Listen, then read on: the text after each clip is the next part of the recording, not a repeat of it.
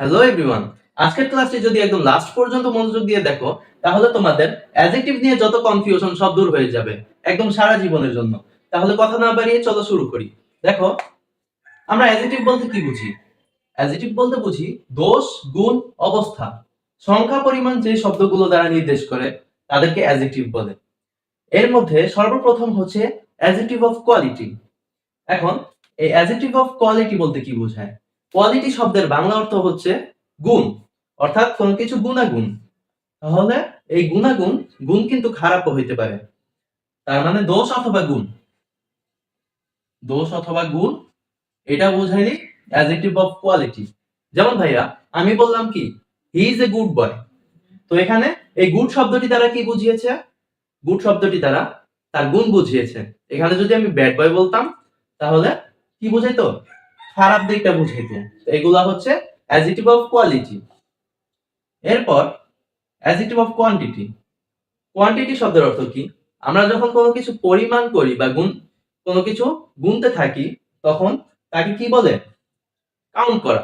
তার ইংরেজি হচ্ছে কাউন্ট করা, অর্থাৎ গণনা করা। তো গণনা করা যায় বা পরিমাণ, যার গণনা করা যায় তা তো পরিমাণই।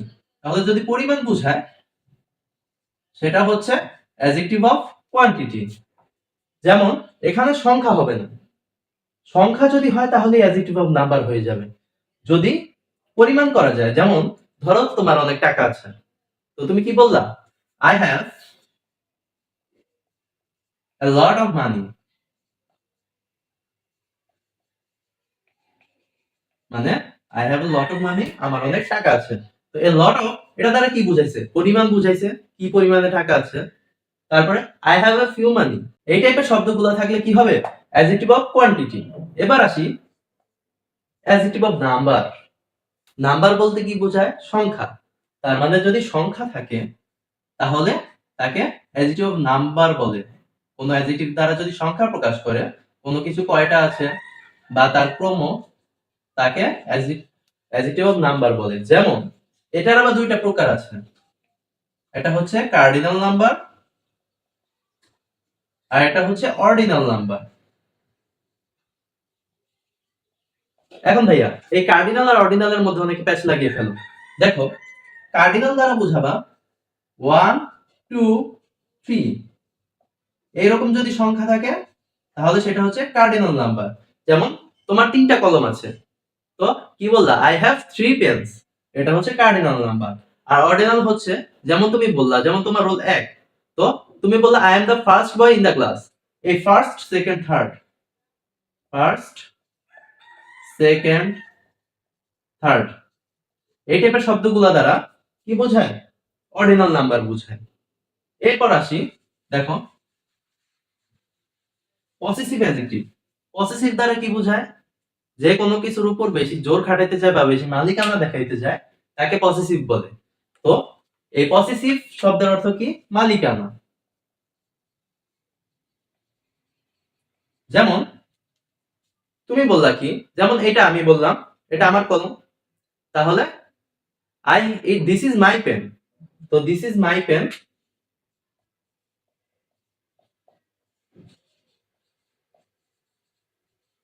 এই দিস ইজ মাই পেন শব্দটার মধ্যে এই মাই দ্বারা বুঝাইছে কি? কলমটার মালিকানা কার। তারপরে this is my car, this is your pen, এগুলো দ্বারা মালিকানা বোঝায়। তার মানে এটা হচ্ছে পসেসিভ অ্যাডজেক্টিভ। এবার ডেমনস্ট্রেটিভ কি? ডেমনস্ট্রেটিভ, দেখো এই দিস শব্দটা আছে না, এই দিস শব্দটাই ডেমনস্ট্রেটিভ। অর্থাৎ এই দিস শব্দ দ্বারা কোনো কিছু যদি ইঙ্গিত করা হয়, ঠিক আছে, কোনো নির্দিষ্ট করে, দেখো দা বাদে, দা বাদে নির্দিষ্ট করে, এই যে নির্দিষ্ট করে বলে, কোনো কিছুকে নির্দিষ্ট করে ইঙ্গিত করবে, এগুলা মনে রাখবা কি দিয়ে? এই ডি আছে না, ডিস্ট্রিবিউটিভ বাদে এই ডেমনস্ট্রেটিভটা শুধু ডি দ্বারা মনে রাখবা। বাংলা দ আছে না, এই দ, এই দ কি কি উচ্চারণ আছে? This, that. দিস দ্বারা বোঝাবে কাছের এইটা, ধরো দিস ইজ মাই পেন, এটা ধরো দূরে আছে কোনো জায়গায়, তাহলে কি বললাম? That's mine. তাহলে এই দিস, দ্যাট, তারপরে দিস, দিস দ্বারা কাছের অনেকগুলাকে বোঝায়। আর দোজ দ্বারা আবার দূরের অনেকগুলাকে বোঝায়। তো এই শব্দগুলো যদি থাকে, দি কিন্তু হবে না, দি কিন্তু আর্টিকেল।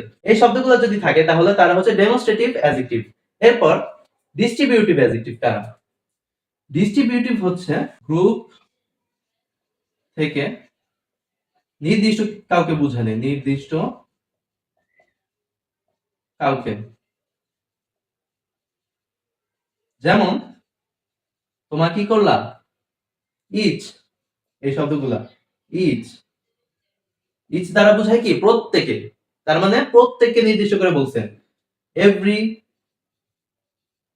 এখানে কি নির্দিষ্ট করে বলছে না সবাইকে। এই শব্দগুলো থাকলে এগুলোকে বলে ডিস্ট্রিবিউটিভ অ্যাডজেক্টিভ। ইন্টারোগেটিভ কি? আমরা যখন প্রশ্ন পড়ি তখন দেখো, যখন বাক্য পড়ি বাক্যের প্রকারভেদ ইন্টারোগেটিভ সেন্টেন্স নামের একটা কথা আছে, অর্থাৎ প্রশ্নবোধক। প্রশ্নবোধক। তো এটাকে কি বলে? প্রশ্ন থাকলে তাকে বলে ডব্লিউএইচ কোশ্চেন। এই ডব্লিউএইচ দ্বারা কিন্তু প্রশ্ন করা হয়, যেমন হু, হোয়াট। আমি জিজ্ঞাসা করলাম তোমার পছন্দের কান্ট্রি কোনটা, তো আমি কি বলবো? Which is your favourite country.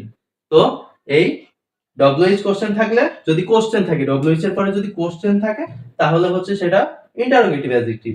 R exclamatory কি? এক্সক্লেমেটরি সেন্টেন্স বলতে বোঝায় যে আবেগ প্রকাশ করা, তাহলে এটা আবেগ প্রকাশ করে এক্সক্লেমেটরি অ্যাডজেক্টিভ। যেমন এগুলো হচ্ছে আবেগ, অনুভূতি, এগুলা প্রকাশ করে, বা বিস্ময়, মানে কোনো কিছু দেখে তুমি অবাক হয়ে গেছো। যেমন কি বললা, হোয়াট এ নাইস কার। দেখো এখানে কিন্তু হোয়াট ডব্লিউএইচ এর মতোই, কিন্তু এই হোয়াট এ নাইস কার এটা দ্বারা বুঝাইলো কি যে তুমি, যেমন দেখলাম আমি হোয়াট এ নাইস কার,